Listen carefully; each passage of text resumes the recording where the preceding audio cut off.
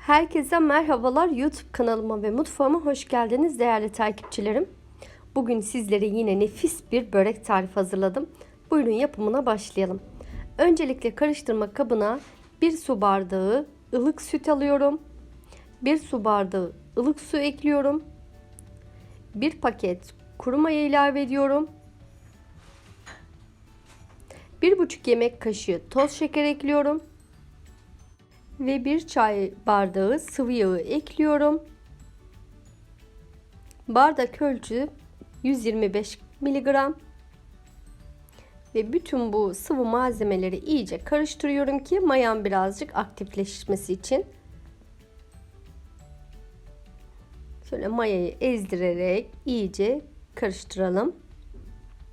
Daha sonra üzerine ununu ekleyeceğim. Artık ununu ekliyorum. Bir yarısını öncesinde ekliyorum. 1 tatlı kaşığı tuz ekliyorum. Tuz miktarını arttırabilirsiniz arkadaşlar. Öncesinde tahta kaşık yardımıyla şöyle biraz karıştırıyorum. Daha sonra elimle yoğurmaya devam ediyorum. Aşamaları size zor gibi görünse de gerçekten çok pratik bir tarif. Hatta hamuru yoğurarak akşamdan dolaba kaldırıp sabah bu böreği rahatlıkla yapabilirsiniz. Gerçekten hem çok lezzetli hem de çok pratik bir tarif. Mutlaka öneriyorum. Lezzetine bayılacaksınız. Hamuru toparladım. Şöyle gördüğünüz gibi sakız gibi kıvamı gerçekten çok güzel oldu. Ele yapışmayan yumuşacık bir hamur elde ettik. Üzerine streçle örtüp yaklaşık 30 ila 40 dakika arası mayalandırmayı bırakıyorum. Hamurum mayalandı. Gördüğünüz gibi 3 katına kadar çıktı maşallah. Üzerine streci alarak hamurun havasını aldırıyorum.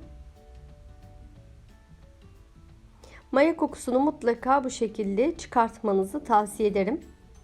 Çok fazla yoğurmayacağız. Havasını söndürmeyelim. Sadece maya kokusu çıkacak kadar hamuru toparlayalım. İnanın hamurun kıvamı gerçekten çok güzel oldu. Bu hamurla istediğiniz börek çeşidini yapabilirsiniz. Gerçekten muhteşem bir tarif. Şöyle tezgaha alarak düzeltip bezelere ayırıyorum. Oldukça da bereketli bir tarif. Bezelerimizi ceviz büyüklüğünde yapacağım. Şöyle. Eğer tek açmak isterseniz biraz sonra da göreceksiniz ne demek istediğimi.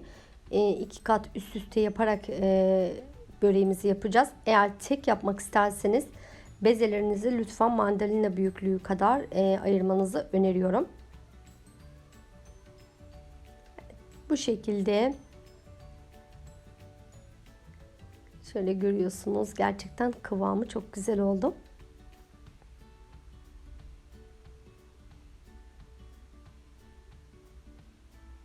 Videomu buraya kadar gelen değerli takipçilerime küçük bir hatırlatma yapmak isterim. Eğer ki sizinle ilk kez bu videoda karşılaştıysak kanalıma abone olmayı, videolarımı beğendiyseniz beğenmeyi lütfen unutmayın. Bir de bildirim sesini açarsanız en yeni birbirinden lezzetli tariflerim size anında bildirim olarak gelecektir. Tariflerimi görmesini istediğiniz arkadaşlarınızla sosyal medya hesaplarınızdan paylaşarak daha çok kitleye ulaşmama yardımcı olabilirsiniz. Her birinizi desteklerinizden dolayı çok ama çok teşekkür ediyorum. 100 gram tereyağın içerisine yarım çay bardağı sıvı yağı ekleyerek bezeleri yağladım.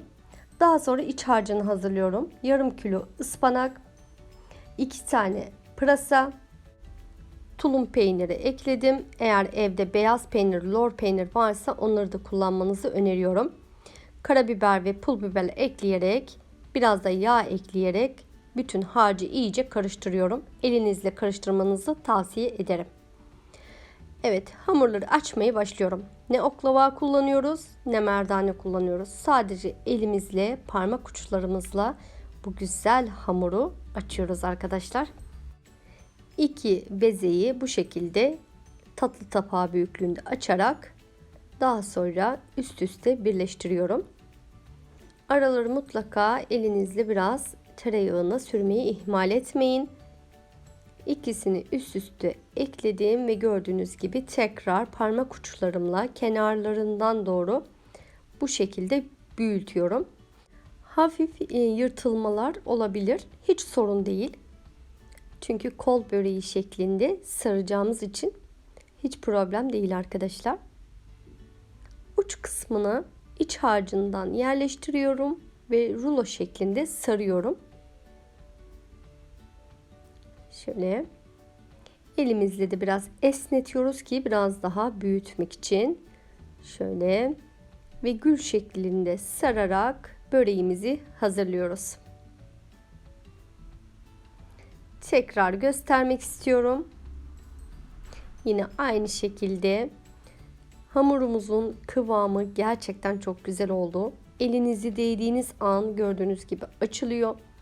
Hafif hafif elinize tereyağı alarak açmanızı tavsiye ediyorum. Yine de sormak istediğiniz sorularınız varsa yorum kısmını yazarsanız sizlere oradan yardımcı olurum. Hepinizin yorumlarını tek tek okuyorum arkadaşlar. Tek tek cevaplamaya çalışıyorum.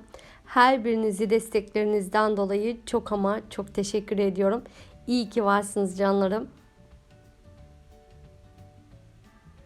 Beni Instagram adresimden de takip edebilirsiniz.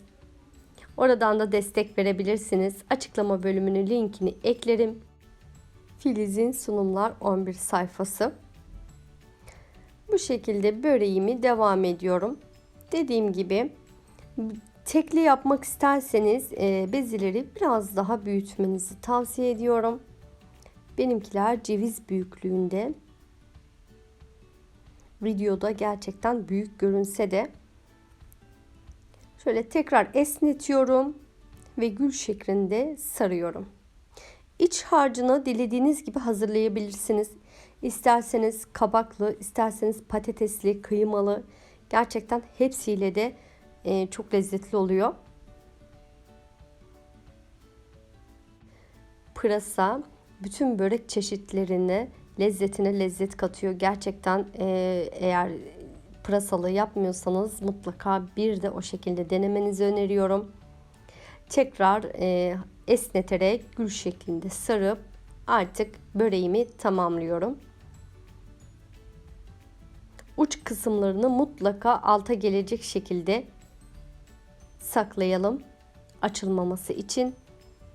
Ve üzerine bir tane yumurta sarısı ve sıvı yağı karışımıyla böreklerin üzerine gelecek şekilde her yerini sürelim.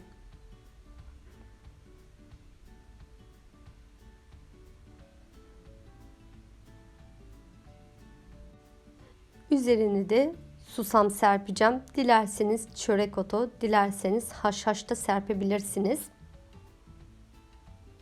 Ve böreğimi 180 derece alt üst ayar fırına yaklaşık 30 ila 40 dakika arası pişmeye gönderiyorum. Böreklerim pişti. Gördüğünüz gibi harika bir şekilde kızardı. Sizlere lezzetini kesinlikle anlatamam. Şöyle bakar mısınız? Harika bir gül böreği oldu. Eğer denerseniz yorum kısmına görüş ve düşüncelerinizi bekliyorum. Şöyle üzeri çıtır çıtır. Henüz çok sıcak olduğu için gerçekten çok zorlanıyorum. Hemencik dağılabilen, içi yumuşacık, üzeri pul pul dökülen nefis bir börek tarifi verdim bugün sizlere. Umarım videomu izlerken sıkılmamış, aksine keyif almışsınızdır.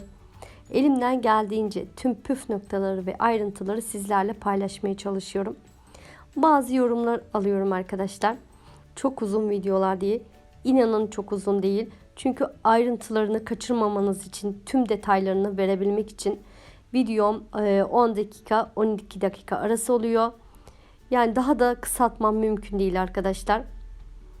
Şöyle sizlere ortasından bölerek de göstereyim. İç dokusunu, aklınıza hiçbir şekilde soru işareti kalmasın. Bu tarifi yiyen tekrar isteyecek. Siz videomun devamını izlerken ben de veda edeyim. Bir güzel tarifimin daha sonuna geldim. Beni buraya kadar izleyen değerli takipçilerime çok ama çok teşekkür ediyorum. Yepyeni tariflerimde görüşmek üzere. Kendinize çok iyi bakın. Sağlıkla kalın. Hoşça kalın.